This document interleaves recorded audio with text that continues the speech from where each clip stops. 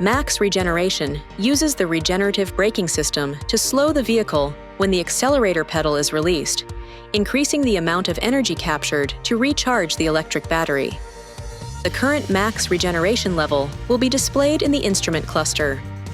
Level 1 denotes less vehicle braking and energy recovery.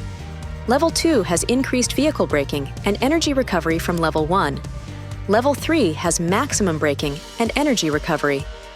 You can increase or decrease the brake energy recovery by using paddles located on the back of the steering wheel. Press the plus paddle to coast more, but decrease the level of braking and energy recovery.